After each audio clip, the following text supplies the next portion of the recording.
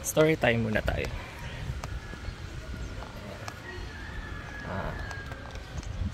Naging scholar ng bayan ako sa UP Baguio.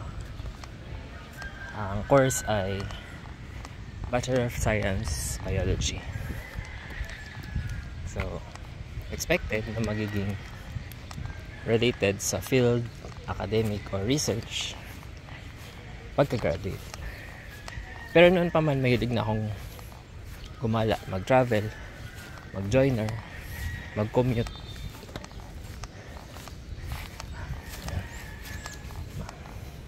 Tapos dati hindi pa uso yung mga digicam.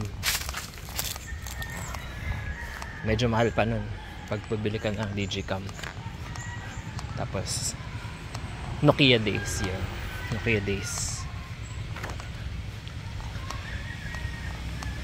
Ang mga picture dati, masaya ka na kapag may 2 megapixel na camera ka.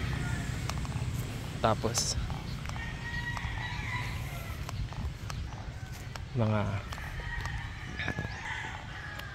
ang unang camera na gamit ko nun ay Olympus. Ayan. Kung may 4 gig na memory card ka, malaki na yun. Gamit ko yun pag nung umakyat kami ng Hulag sa UP para mangolekta ng mga moses. Tapos gamit ko din yun nung punta kami ng San Fabian sa Pangasinan, pati sa Ilocos Norte sa may Pagudpud. Ang pinakahuli kong Nokia ay yung 808. Yun yung pinakaunang 48 megapixel na camera. Nung mga panahon na yun, medyo nakakamangha na makakita ng mga 48 MP na camera. Tapos meron siyang manual na control. Tapos manual din yung shutter niya, so maririnig mo talaga yung shutter.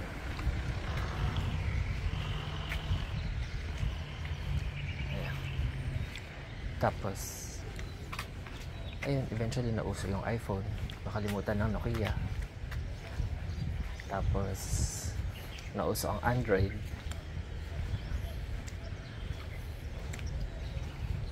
And then nauso din yung mga malalaking DSLR saka mirrorless camera. Ang presyo pa nun ng mga SLR nasa 30,000. So mahal kapag bibili ka ng SLR. Pero ngayon ang mga cellphone nasa 30,000. Hindi pa yun yung pinakamaganda. Eventually nag-pandemic, nawalan ng trabaho lahat ng tao. Kaya no choice ang lahat kundi maghanap ng mga ibang paglilibangan sa kapagkakakitaan na din.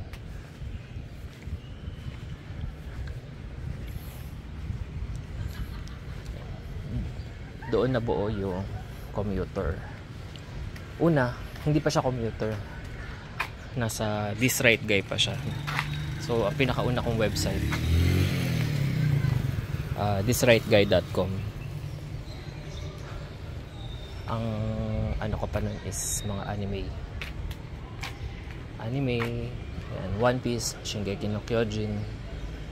Yan, yun yung mga original na This Right Guy. Pero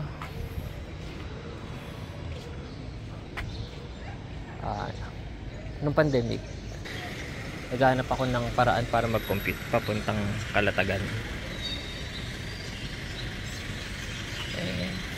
Wala akong mahanap. Tingin na ako sa mga website. Usually ang pinakakilala pa nun sila Escape Manila, si For Traveler, Wanderera, mga sikat na mga travel vlogs. Specific lang sa kanila kung paano pumunta, ganyan, kung ano yung mga gastos. Pero wala talaga yung paano mag-commute. Ano ba ko? Nasugbo, di yan. Wala. At eventually, sabi ko, ako na lang gagawa. Bakit naman hindi? mahilig naman ako mag-commute. Alam ko rin naman kung paano yung pasikot-sikot. Nagsimula sa isang terminal, dumami, na-cover ang Metro Manila,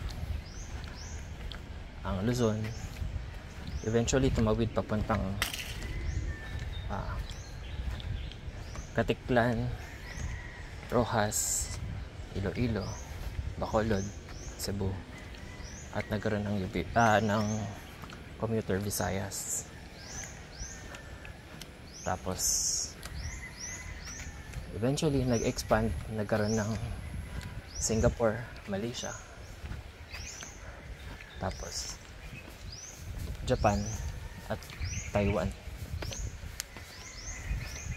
Eventually punta naman ako ng Mindanao. Siyempre hindi ko naman iiwanan ang Mindanao sa Pilipinas.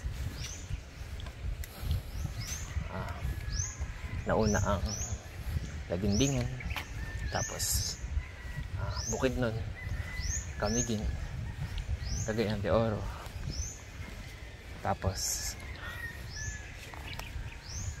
eventually nagbiyahe papuntang Davao del Norte, Davao del Sur, tapos tumawid papuntang Sarangani sa may Jensan, at ang pinakahuli ay sa may Davao del Norte. Bukas yun, Davao del Norte, Tagum, saka Panabo at Santo Tomas. Ayan.